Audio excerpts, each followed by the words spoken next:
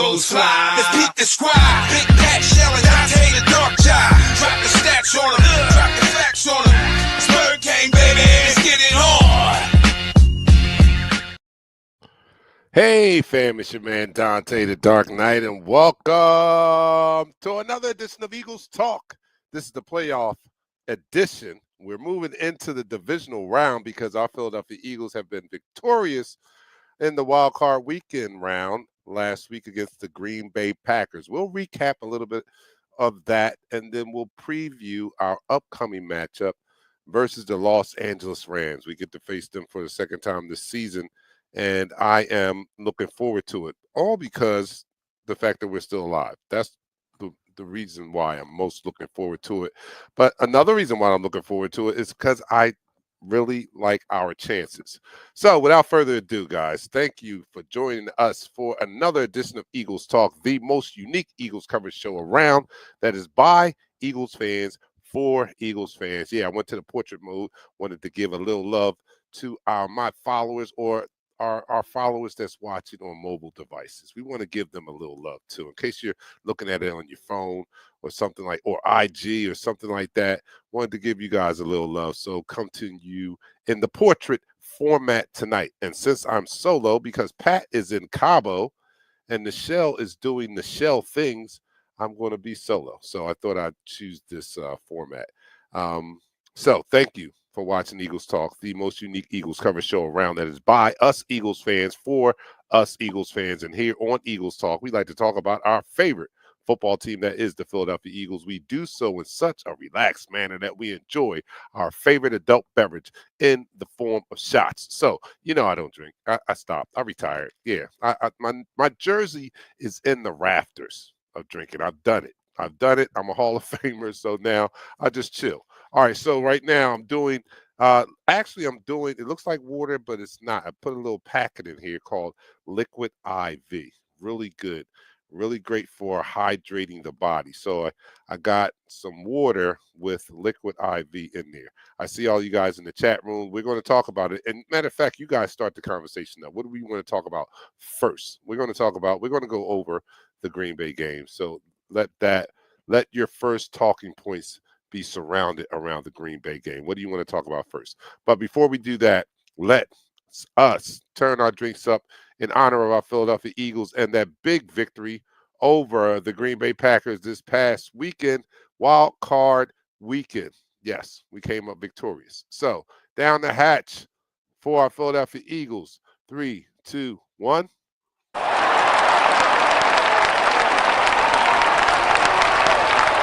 You're now listening to the First Order. All right, so let me get to you guys in the chat room. So the first person in the chat room today was Daphne Nicole. What's up, Daphne? And Daphne says, hey, family, what's up? Hey to you, Daphne. And the second person in the room is Rachel Murphy. She says, go Birds. Do you guys, I don't see your comments on the screen. Are they showing? I don't know. I can't tell. Oh, there they are up top. Okay. Format kind of threw me off. I don't see them. All right. Third person in the room is Tremont. He says, hey, Eagles family. What's up, Tremont? And fourth is Richard Layton. He says, what's up, Eagles fan? What's up? Ray Jr. is watching on YouTube. Ray Jr. says, what's good, Bird Gang? What's good, man? What's some things we're going to change from last game? Well, let's talk about some things that worked for us in the last game before we move on to the preview, the Rams game. So looking at it again, man, when we look at that game, and excuse me as I do two things at once. As we look at that game, and I rewatched that game, one thing that stood out to me was, and this has been the case all year, the physicality of this team. This team beat up the Green Bay Packers. They beat up the Green Bay Packers. I mean, you rewatch this game, the defense put out 3 players. The starting guard,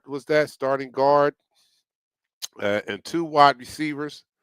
From the start of the game, the initial hit on the kickoff return that caused the fumble, that was violent. It was just violence all over the field on Sunday. And that team got beat up. We beat up the Green Bay Packers. Now, they were a little hobbled coming into the game, but we made sure that they stayed hobbled. And I know that people were talking about the offense being a little sluggish and not looking like an explosive offense and the such. And I was talking to someone this week about the game. I was like, people will talk about the offense as if the other team is not getting paid to stop the offense. Like, like the as if the other team is out there allowing everything to happen. No, their job is to attempt to stop the offense. And sometimes some people have some success. I know we have a very talented group of individuals, but sometimes, the other team, you have to give them credit for slowing down the offense. So, I have to give Green Bay a little bit of credit. They didn't come to lose. They came to compete, and they did.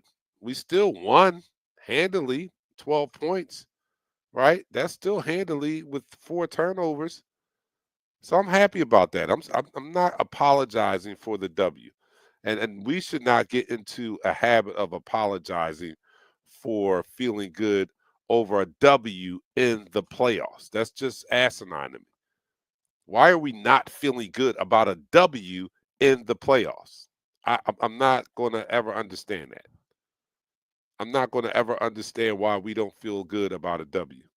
You think the Patriots wasn't feeling good about the W's during their reign? You think the Kansas City Chiefs are not feeling good about their W's during their current reign? They went 15-2. All their W's did not look, they weren't impressive. They weren't blowouts. Mahomes didn't even make the Pro Bowl this year. You think they're sitting around talking about, man, that W didn't look good? It's asinine, man. But, we're Eagles fans and we do some crazy things, and that's just one of those things that I think is crazy. So, impressive game to me. 4 turnovers. The defense was solid as usual, per usual. The one aspect of our team that I feel great about every week. I admit that the offense is probably the most talented side of the ball when you look at the talent that we have on the offensive side of the ball. But when we look at the defense is definitely the better performing unit out of the 3, special teams, offense, and defense. The defense is the best performing unit, and they have been solid and steady throughout this year, especially after the first 4 games. Once we went into that bye week, they have been lights out since coming out of that bye week. And we did a great job against the Green Bay Packers, holding them to 10 points. And I know some people are like, we just held the – look, man, we can't keep, don't downplay what the defense is doing. If they weren't number 1, I have to look at the stats. If they were either number 1 or number 2 in scoring defense. And, and I'll always say that is the most important defensive stat to me personally. It's great to have the stat. I mean, the sacks is great to have to allow the fewest yards. That's a great barometer too. But, when you can hold the other person to to less points than yourself, then you're going to have, that's a recipe for success. And it's working for us. It's worked for us to the tune of a 15-3 record this year, 1-0 in the playoffs. And we just have to go 1-0 again. So getting back to the Green Bay game, it was a physical game. We beat up the Green Bay Packers. We have been beating up teams all year. And I don't see that subsiding in this next game against the Rams. But, we're talking about the Green Bay Packers right now. So, we want to, if we want to look closer at the offense, which I did, and I've been hearing some criticisms about our quarterback and holding the ball too long. Well, when you look at the all 22 and you can see, all the players at once on the field, you can see that the routes were just not open. Receivers were not open a lot, so that is the reason why Jalen was holding the ball. It's I don't think he goes into each down, you know, meaning to hold the ball. If there's someone open, he is trained to get the ball to the open person. But if you get a chance, opportunity to watch the all 22, you'll see a lot of those plays. No one was open, and that's why he held the ball. So give Green Bay credit. Like I said, they're getting paid, and their job is to stop the offense. And sometimes they succeed. I know we expect or want our offense to score every time they touch the ball, but there's a defense out there that they're playing against. And if you go back and you watch, you'll see that there were a lot of plays where there weren't open receivers. And that's not on Jalen. As a matter of fact, we probably could put a little bit more, give Kellen Moore a little bit more of that responsibility of why the receivers weren't open. Maybe we need to have better play calling where there's shorter routes, so to speak. Although there were some routes that were short, that it just was well covered, like I said. But I would have liked to see more um, intermediate routes, especially with Green Bay sending pressure, and we're going to see that against the Rams too. So this will be a great time to make that adjustment this week and implement more intermediate routes, crossing routes, something that check downs that can get the ball out of Jalen's hands a lot quicker, and so that he can get in a rhythm, develop a rhythm, because we've seen as in the Pittsburgh Steelers game, right? When they came out and they deliberately wanted to establish the passing game, they did a great job at that.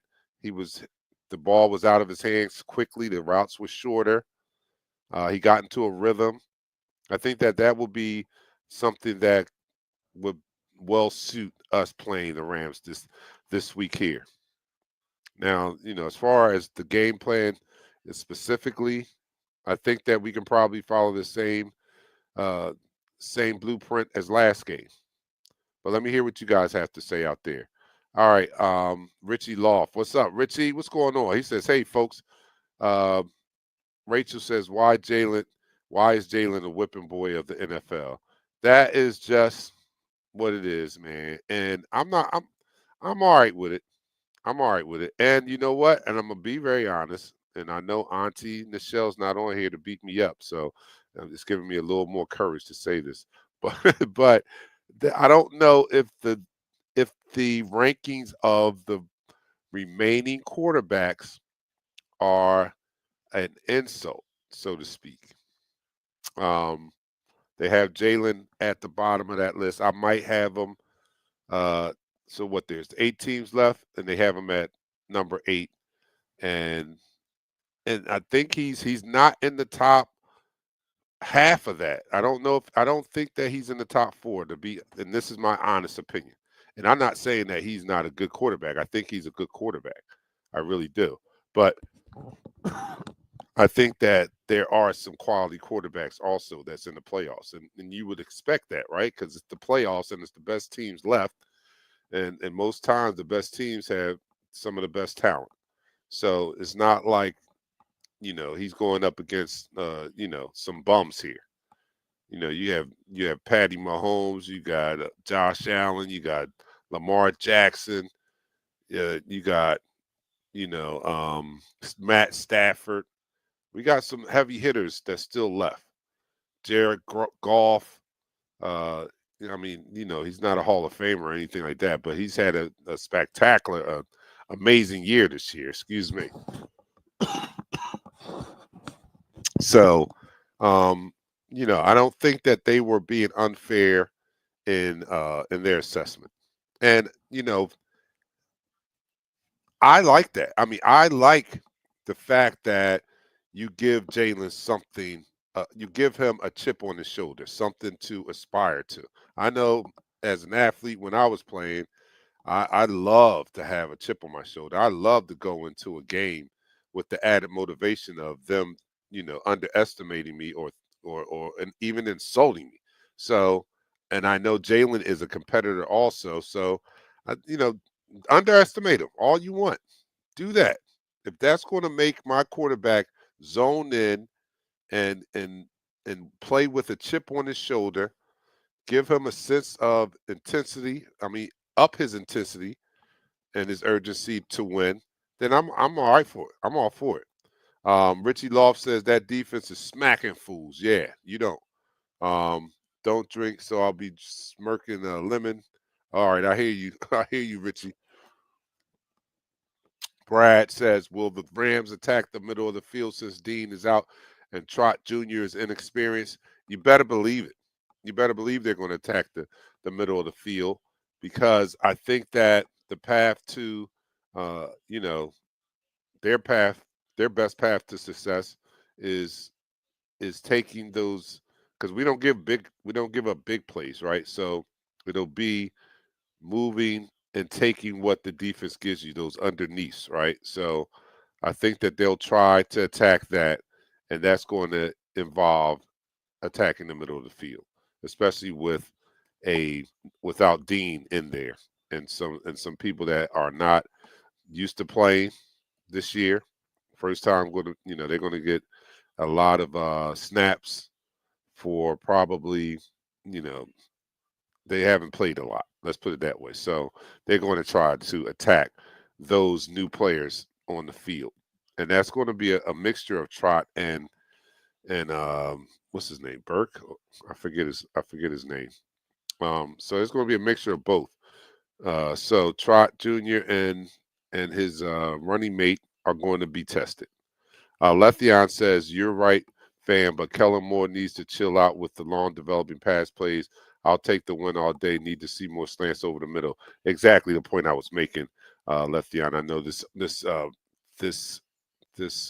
post must have been made a little while back, but yeah, exactly what I'm thinking. Like, he needs to chill out with the long developing pass plays, and draw something up or call something that is more intermediate and shorter to get, help get Jalen in a rhythm. I mean, Jalen called that audible to Goddard, right? He checked out of that into that short pass play to Goddard that resulted in a touchdown. So, and that was the right call at the right time. He recognized it. Daphne says, right, and I think people forget Green Bay was like sixth in defense. They was going to play us hard. Right. Eddie's in the house. What's up, Eddie? What's going on, amigos? Go Birds. That's right. Let me come down a little bit. Letheon says, would love to see that screenplay from the last Rams game that play worked well against them.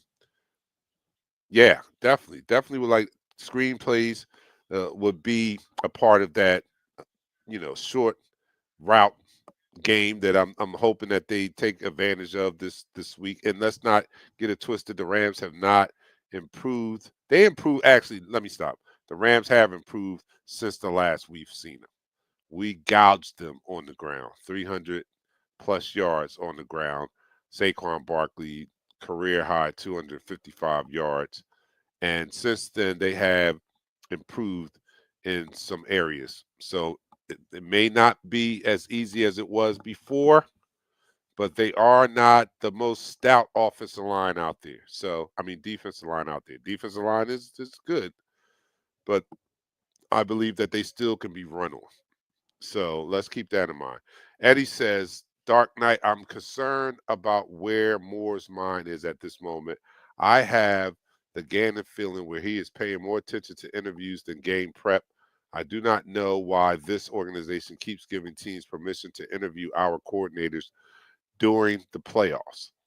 Um, I hope that that's a valid point, Eddie.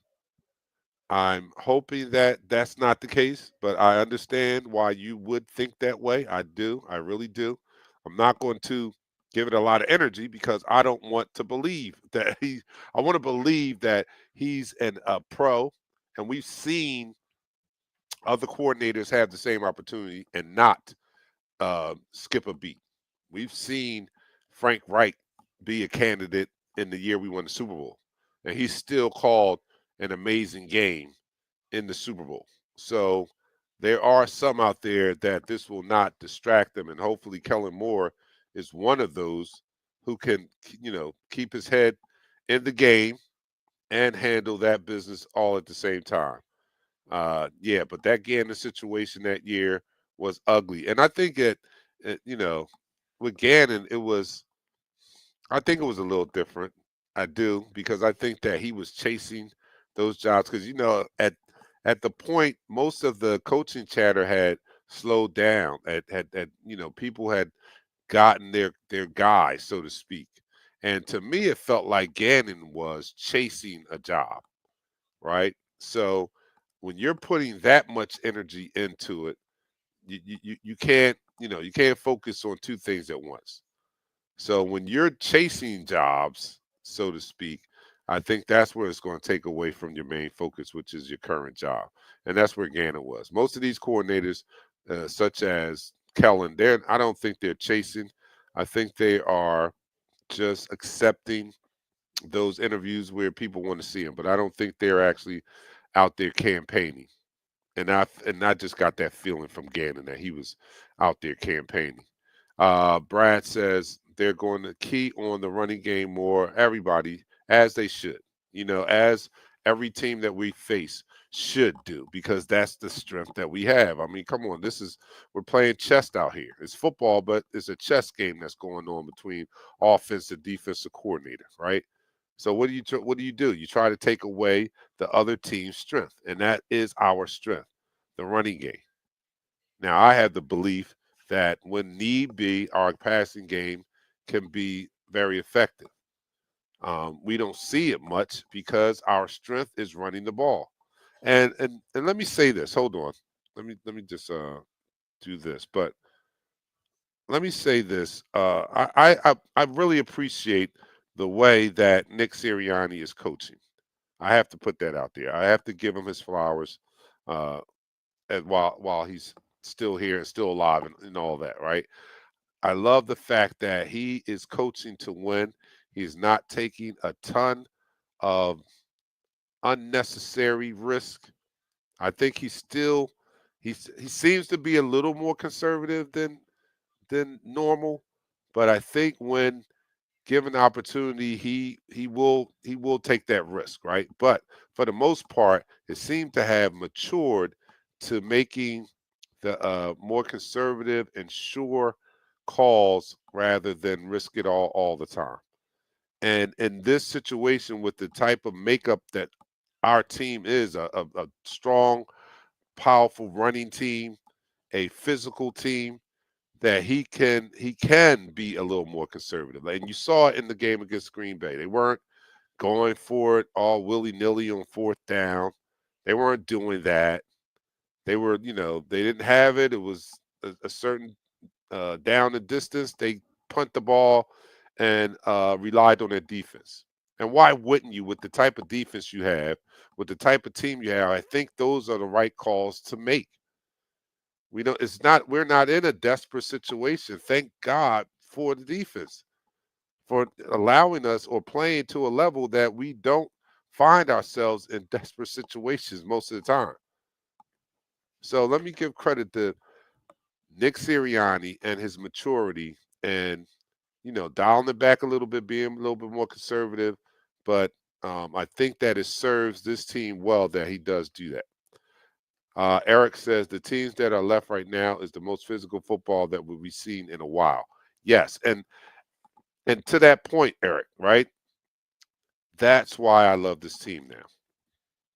Could you imagine? And I know I got to stop doing this, but I can't help it.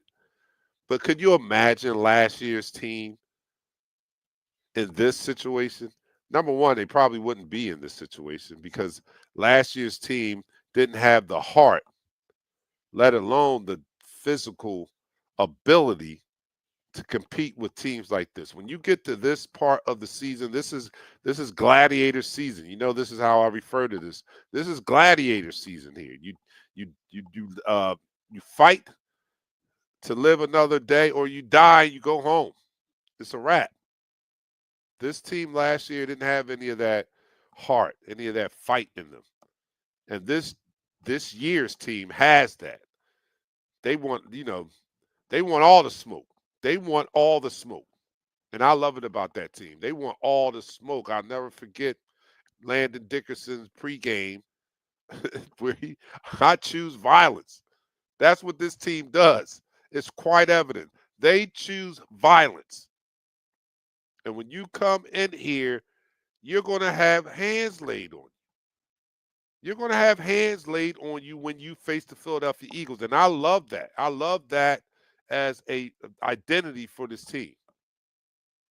You know, I can't, I'll never forget the whispers or the talk about the league last year after we faced, or before or after we faced the 49ers, when they were like, they're soft. They're soft. I remember that. I remember that distinctly. Well, that they don't use those words now. And I think this coaching staff, the players, and all have made it their business to make sure that that's not a word that's ever used to identify this team. They choose violence and they go out there, and when you watch that game, man, it's physical. It's physical. It's throwback. It's how football is supposed to be played. Nolan Smith hitting the guard in his shoulder and putting him out for the game. That was violent, man. He just ran his head right into his shoulder. Burke on the hit, the first hit of the game. That was a crushing hit, caused the fumble, set the tone for the game. We didn't look back. So, this team, physical, love it. Richard says they need to change up some of the play calling from Sunday. A lot of the play calling for Sunday. Definitely need to do that. Yo, what's up, Shell? Shell's out there. He's yelling at everyone again, but it's all right, Shell, because this is, this at this time of year, what we're doing in the divisional round of the playoffs. It's time to yell. It's time to be yelling every every time you post something. So I'm cool with it. He says, family, looking forward to seeing Trot Jr. get busy in this game. As long as our defense is solid, we should be okay. Run the rock, beat up these subpar D-line. We win this game off the run and our defense. I agree, Shell. I couldn't have put it better myself. Lefion says that wouldn't be good. 1 foot in, 1 foot in, 1 foot out the door mentality would not be good for our team. What's that? I'm elaborate. What foot in, 1 foot out? What are you referring to? The conservative versus the big risk taking? I don't know, but I would love for you to elaborate and clarify exactly what you mean. Um, Deion Jones says, "Shell, stay hollering." Yeah, he does. He does stay hollering, but it's okay. This is that time of year, Deion, where we all should be hollering. This is the playoffs, man. This is Black Gladiator season, like I said. You saw Gladiator 2. Wasn't good as Gladiator 1. Was not. I'm sorry. But we saw Gladiator, and you know what that's all about. And you're fighting for your life every time that they step into the arena uh, during this part of the year. Every week they step into the arena, it is fight for your life. And this week they fought and they won. And poor Green Bay, you know, sorry that it had to happen to them, but I like what I saw from my team. Were there areas where we can improve? We just talked about it. Yeah, they are. There are areas. I mean, Eddie I don't want to put his comment back up there, but he's right. I mean, he has a reason for concern, so I can't dismiss it. But he's worried about Kellen Moore being more focused on job interviews than play calling. Now, I hope that's not the case because we definitely need Kellen Moore's play calling to be more crisp this week. And I have a feeling that it will be. My feeling is that one of the things that I do, another thing that I like about this team is that in-game adjustments, right? I think that our in-game adjustments are off the chain as compared to recent past teams where we would see hardly any in-game adjustments. Now we see them, and we see them on the fly a lot quicker. So I love that about this coaching staff. I love that about this team. And what's even more impressive that is that you see it, it's very much needed in game, right? You need to make those adjustments quick. You need to identify what's going on, make the necessary adjustments in real time, and correct the problem, right? So I love that part.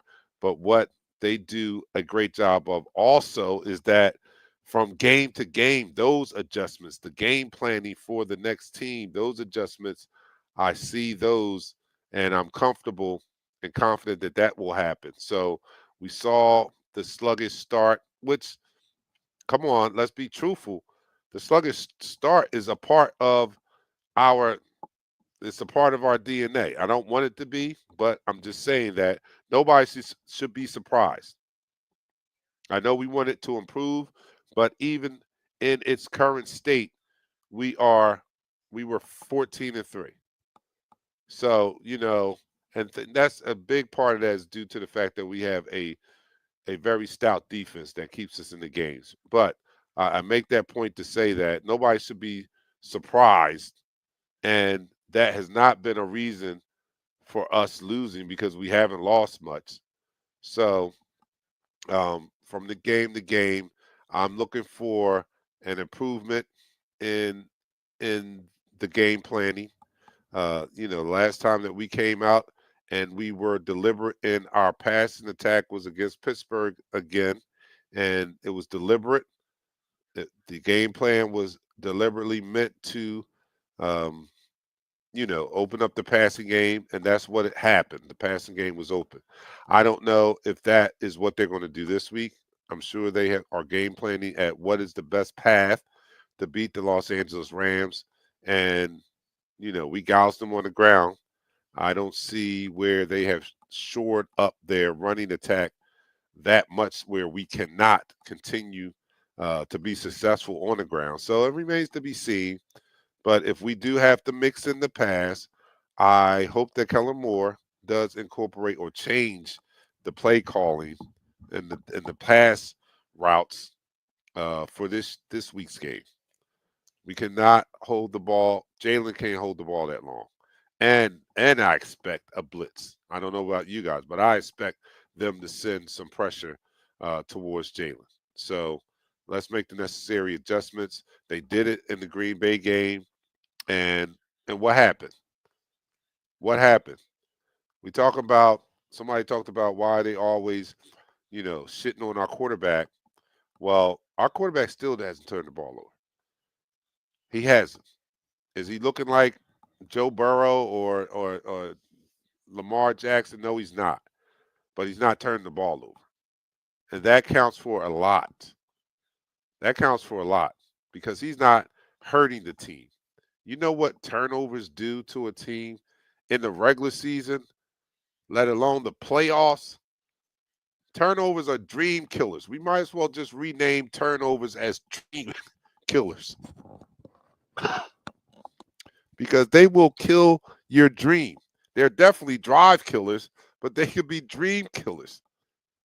As you saw with the Jordan Love last week, it killed their dreams. Green Bay had dreams of going to the next round. Jordan Love, dream killer with those turnovers. So I'll take our quarterback, and maybe not that I'm calling for this, but if I had to trade my quarterback and no turnovers, and maybe a sluggish looking offense versus a team with explosive offensive plays and turnovers, I'll keep my quarterback. I'll keep my quarterback who knows how to take care of the ball, who knows the importance of taking care of the ball. I'll keep him. That skill right there, that skill alone cannot be underestimated. You have to give credit where credit is due. He's talking about Kellen. Okay, that wouldn't be a good for. Okay, all right, I see. Richie said so. Richie clarified it for Le'Veon.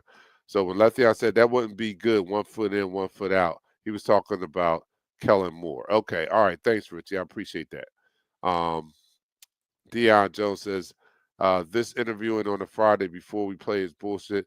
That I can't wait after the game at least Yeah, that is crazy. Now, if they're doing that, I don't know though, Dion, because I don't know what their itinerary looks like for the week.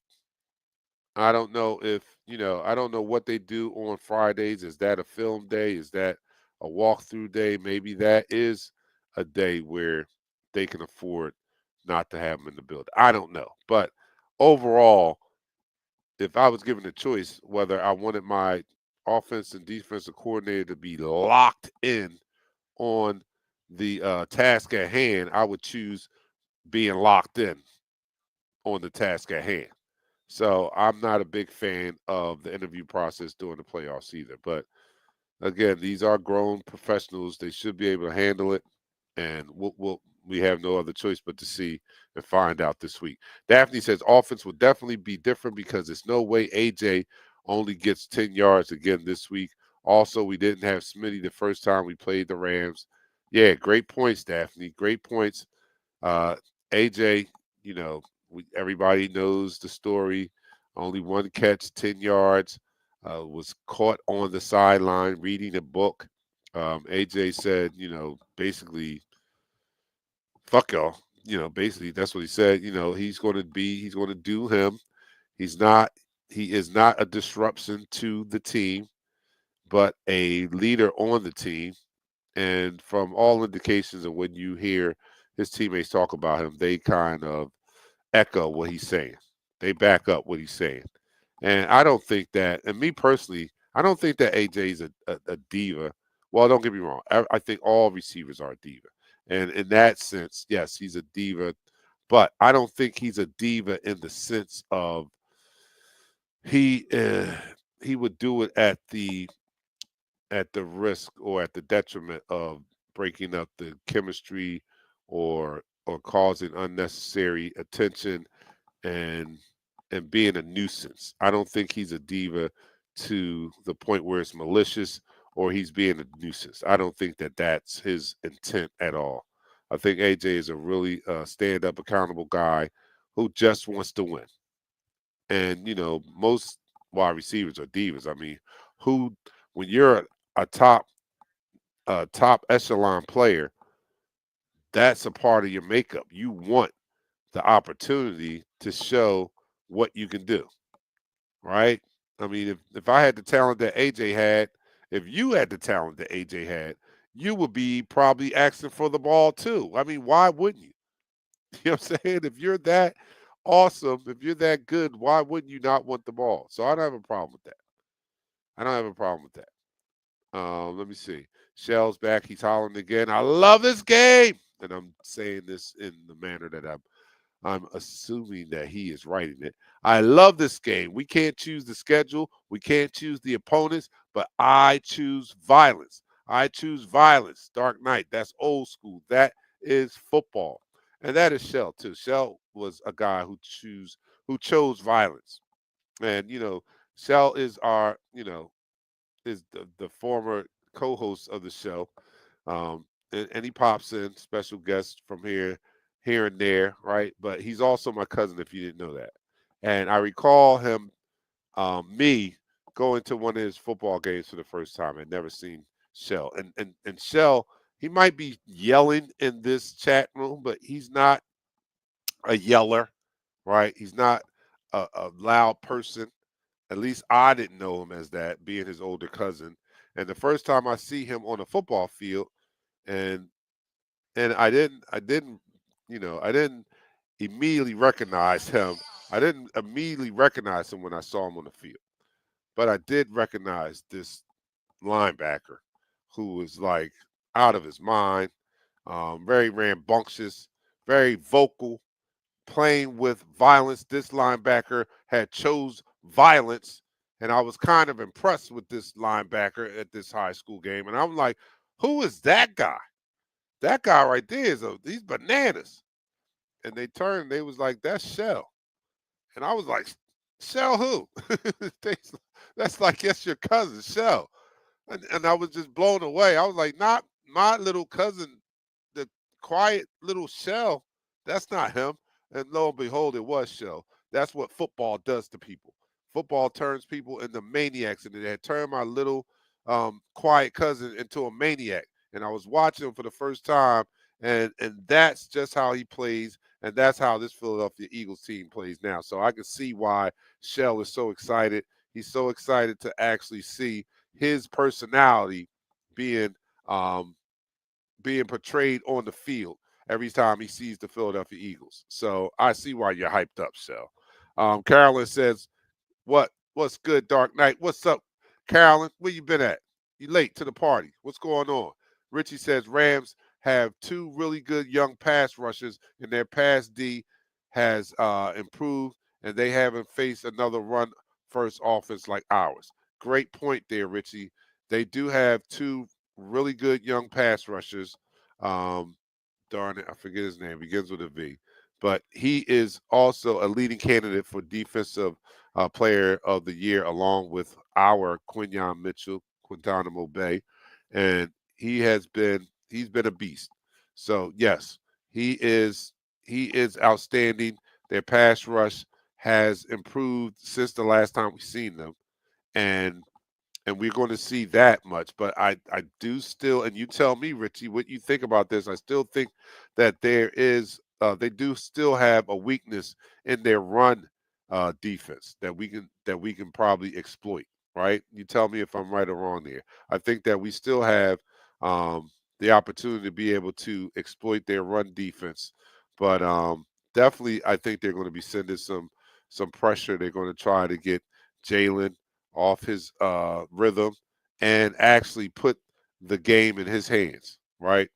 You have to pick your poison here, and our strength is running it. So I see them trying to take away the run and trying to make Jalen beat us. And I think that Jalen can do that. I really do. I know I've been talking a long time. I'm only done one quarter, and that's just how I go. But I'll do another quarter. I'm not going to be on here past an hour. So I'll do one more quarter. So you guys are watching. Thank you too, because I don't have anybody on here, and you guys are helping me to keep the conversation going and keep the conversation flowing. And I appreciate it. That's why I always consider you guys our co-host of the show. You guys are not just viewers, not just followers. You're co-hosts. You're co-hosts of the show. So I thank you guys. So you're watching Eagles Talk, the most unique Eagles coverage show around that is by Eagles fans for Eagles fans. And here on Eagles Talk, we like to talk about our favorite football team. That is the Wildcard Weekend winning Philadelphia Eagles, and we do so in such a relaxed manner that we enjoy our favorite adult beverage in the form of shots. I don't drink anymore, so I'm doing this liquid IV that I have mixed in with my water, and it's really a good drink to hydrate you. So I'm doing that because, as you can see, I'm still getting over something. So here we are. You guys let me know what you're drinking out there, and let's salute our Philadelphia Eagles as they go into this divisional round playoff weekend versus the Los Angeles Rams. So down the hatch, 3, 2, 1.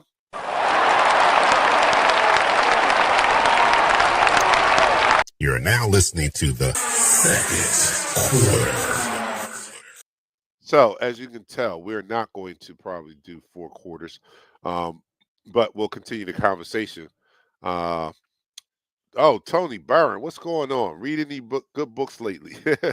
What a beat up. Expecting a big shut up physical beatdown on Sunday. And I'm with you, Tony. Tony is our resident from down under. If you don't know, if you're regular to the show, you know that Tony is from Australia and he watches faithfully. And it is, you're 16 hours ahead, I think. I forget. 16 hours ahead. So it's probably probably tomorrow afternoon. What time is it? What time is it, Tony? It's probably 2 in the afternoon. You let me know. I always try to guess. That's my little game I play with Tony. 2 in the afternoon on Friday. Let me know if I'm right. All right. So Richie says hard to tell because they haven't faced a run team like us. So I'd be happy at 150 yards. Oh, 11 a.m. So where am I? I was wrong.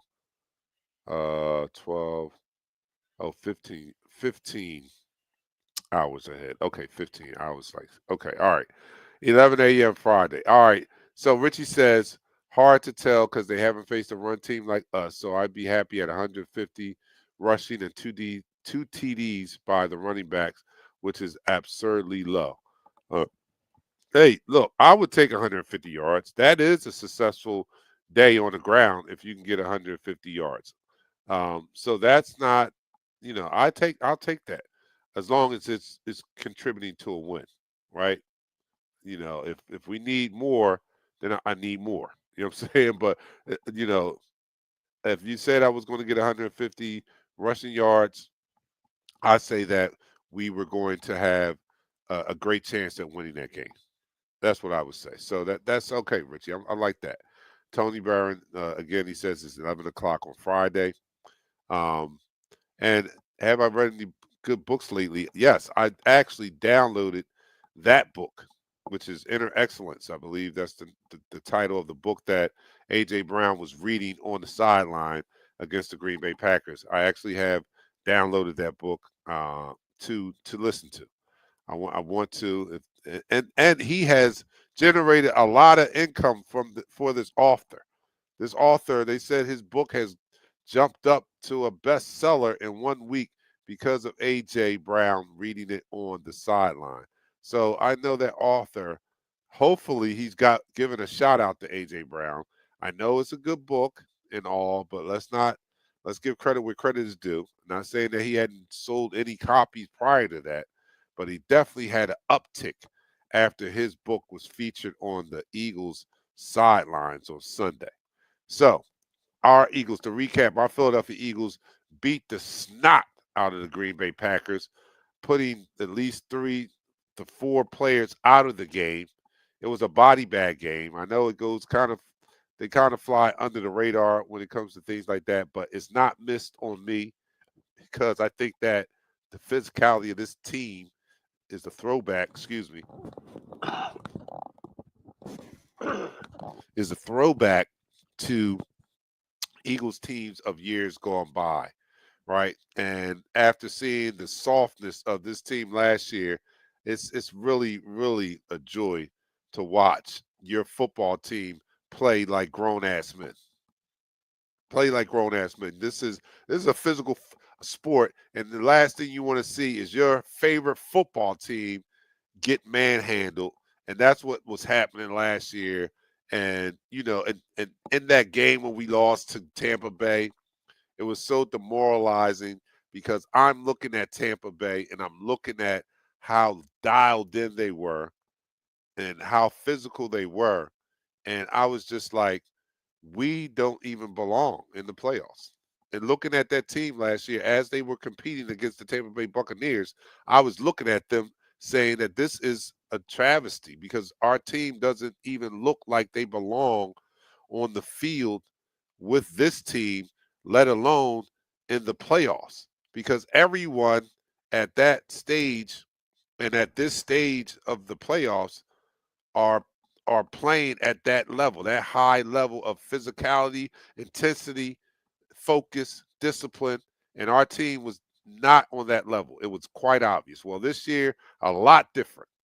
Our team looks like they belong, especially when you just focus in on the physicality and the heart department. And I'm happy with that. So, looking into the game against the Los Angeles Rams, they have great wide receivers. They have a great quarterback. It's not going to be a walk in the park. I think that, of course, we've got to show up and we've got to do what we have been doing all year. Not asking this team to reinvent the wheel. We're not asking them to do anything that we haven't seen them do before. This is just another day at the office. Is if they perform at the same level that they've been performing the past 10 or so weeks, we should have this game underhand. We should come out of this week with a victory. Cooper Cup, Nakua, I forget his name, Nakua, um, and Higbee and Stafford. They're going to be formidable. They're going to be, they're not anything to sneeze at. But if we come out and play the way that we have played, a top number one defense, not top, a number one defense. If we do that, I love our defense because it gives us the opportunity to have a slow start. It keeps us in games. We don't have shootouts because of our defense and Vic Fangio. Shout out to Vic Fangio also. And taking this defense, this young defense, and turning them into the beast that they are. I didn't expect that this defense would play at this level, not so soon. Not so soon. And they've done it for a very long time. So if they continue to just be consistent with the way that they've been playing, I think that we take care of business, man. I think that we take care of business. And the poster child for this defense to me is one Jalen Carter. Because just as Landon Dickerson chooses violence on the offensive line, Jalen Carter chooses violence on the defensive line. And I think he is the poster child for this defense, along with CJ GJ, along with Zach Bond, along with N'Kobe Dean. Unfortunately, we've lost for the rest of the playoffs. And we need to go out there and win one for the Dean. For the Dean. He's had an outstanding year. Big shoes to fill. But I think the young boys are going to do that. Vic Fangio has at least said it as much. That we're going to find out. But he thinks that Trotter Jr. is a good player and can do that job. So we're going to find out. Let me see. Thanks for the flowers, cuz. No problem. Higbee may not play. He reportedly was puking blood Sunday. Oh, yeah. Well, if he's puking blood Sunday, this is not the game you want to play. Because our defense is knock snot bubbles out your nose. That's how hard they're hitting. When you come into the link on Sunday, make sure your chin strap is tight. Make sure your chin strap is tight. Because it's going to be some snot bubbles floating around on Sunday. So just and make sure you're biting down on your mouthpiece and all that. My hometown hero, Kelly Ringo. Yeah, we got some nice young boys on the squad in the secondary. And it's amazing, right? Because if we just look back 2 years, our secondary room didn't look anything like it does now. And mind you, 2 years ago we had Bradbury and Slay were playing at a high level. I think they were both Pro Bowl corners that year. But I'm talking about behind them. The depth behind them was not good. And now that unit is probably one of the strongest units we have on the team is our secondary now. Our corners anyway. Our corners. So that's great. And all of them are they hunt. You know what I mean? They hunt. These dogs hunt. They not only are sticky in the coverage, but they'll lay wood too. Pause. You know what I'm saying? They will lay the wood. So man, we're going to be back on Sunday. I did want to do appearance at Miller's Ale House, and I almost scheduled it. And if anybody who lives in the Philadelphia area knows that Miller's Ale House in Springfield is a place that we frequent, and we always have a great time there. The crowd shows up; it's always a good showing, always great energy, and not only because of the Eagles, but the crowd brings the energy. We bring the energy. It's just a party when we show up at your favorite sports establishment to do our post and pregame shows live. It's a vibe. Let me put it that way. It's a vibe. But we're not going to be able to do that this week because I'm out of town for a volleyball tournament for my daughter. So I am going to be remote, but I'm going to be remote somewhere else. But we'll still be before you guys Pre-game, what time is the game? 3 o'clock. So our pre-game will be around 2 o'clock. Look for the posting. And then the post-game immediately following that. That's our Philadelphia Eagles taking on the Los Angeles Rams. McVay. We've had some success against them. It's supposed to be cold that day. I think that is in our favor because they're coming from the West Coast. I don't know if they're going to be ready for the conditions of the cold, the nasty fans, and come on, and guys, if anybody's attending the game, we saw the reports this week. We had a fan that really embarrassed us, if you ask me, with the way he behaved.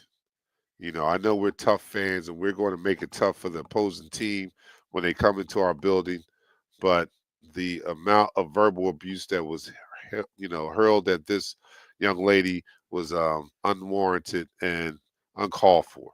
So, we have fun. I've attended many and many of tailgates, and we have roused the opposing team's fans, but it's all been in good fun and never been in poor taste and never been threatening or anything like that. So if you're going down to the game, come on, man. We're representing Philly. You can still be tough. You can still be gritty, but we don't have to be disrespectful. All right, I'm your man, Dante the Dark Knight. My co-host will be here on Sunday. It'll be all of us together, I promise you. So come and do pregame with us. Eagles Talk, the most unique Eagles coverage show around. That's by us Eagles fans for us Eagles fans. So we'll see you guys on Sunday, 2 o'clock, pregame and postgame immediately following the show. Bring your A game, bring the fire, and we'll meet you here. I'm out. I'll see you guys Sunday. Peace.